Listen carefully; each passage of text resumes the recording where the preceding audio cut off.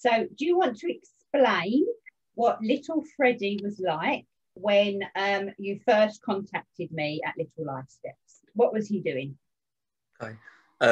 So we got in contact with you because we noticed that Freddie developed a major problem with his poo. We know he stopped pooing, and he was clearly constipated, and he was clearly in a lot of pain with his constipation. He was arching his back at meal times. It was clear that he needed a poo. He would tell you that he needed to go.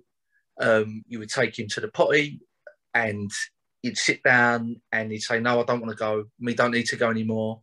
And obviously, this went on for a long time. And then we'd have it where he would go, but he would be in such excruciating pain that he would literally be screaming whilst he was sat on the potty. You'd have to be like, I'd have to hold, if it was me or Rox, we'd have to hold his hands, try and cradle him whilst he was sat on the potty, and just try and get him through it. But the pain the poor boy was in, just trying to get the poo out was, I mean, yeah, I've never seen, touch wood, I've never seen anything like it with him, and hopefully we'll never ever see it again. But he was, yeah, to see him in such horrific pain was obviously awful. Like he'd never had anything like this before, so obviously it come as a complete surprise to us. He'd always been really good with his pooing and weeing since he was potty trained. We've had no issues whatsoever, and then obviously out of the blue this happened, and yeah, obviously it was with much difficulty. We didn't know what to do, obviously, which is why we come to you for help. And did it affect his behaviour as well during the day? Yeah, massively. It was because I think he was obviously petrified.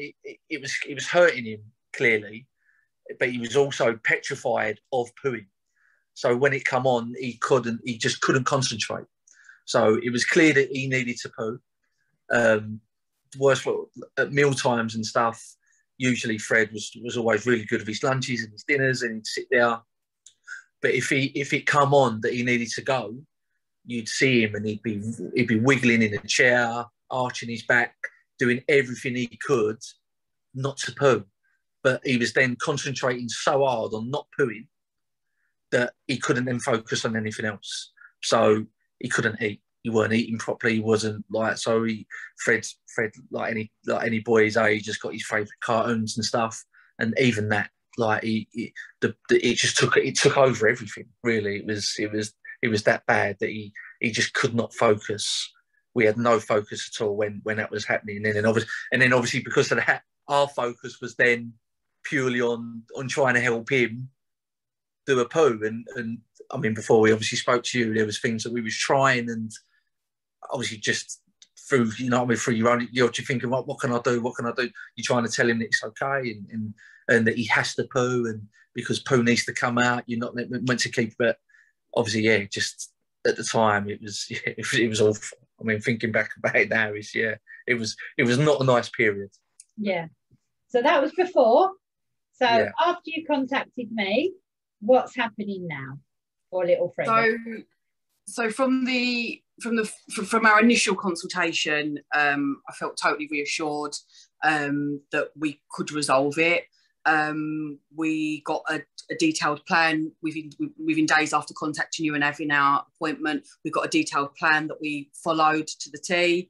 And of course, at first, the problem felt so big that you thought, is this going to work? Because it totally took over the whole household, to the point even the dog would go and hide every time Freddie needed to go a poo, because it made the whole house so stressful. So you do think, God, is this it? Is this really going to work?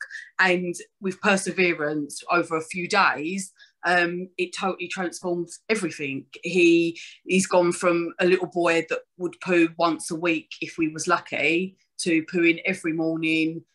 We'll get up, we'll sit on the potty, ask to go away, ask to go a poo, sit on the potty and go, and then congratulate himself afterwards, as opposed to us saying well done. He will say to us, look, we did it, look at my poo. And even if he doesn't go first thing of the morning, then somewhere throughout the day he will now come to us and say, Mummy, Daddy, Millie to go poo. And he knows what he needs to do, whether he needs to do a wee or whether he needs to do a poo, and he will go and do it. And he's giving himself the thumbs up, and he's pleased that he's done it rather than the other way round.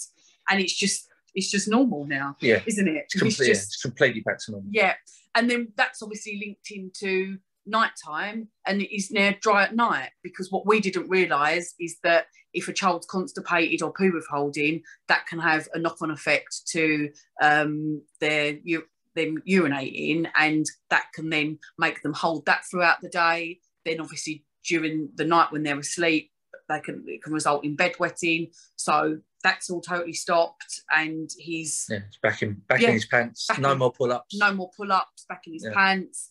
And things were so bad that we had to go back. At the point of me contacting you, Freddie had been dry from the August to March. He'd been dry for, and he was near back in pull-ups day and night. So that's how bad it had got. And he's now, I would say it was within a month that he was, so within 4 weeks, he was dry day and night again. Yeah. He was day first, so he was completely probably after, I'd say about a week or two, he was dry throughout the day. Took him a little bit longer of a night. We had a couple of accidents here and there, but on the whole, it's been fine. It's been complete, the biggest compliment we can pay is we are now back to normal. Yeah. So there is no song and dance around poo or wee anymore. It's just Freddie going to poo or Freddie going to wee. There is no stigma attached to it anymore. He's just back to being our little Fred.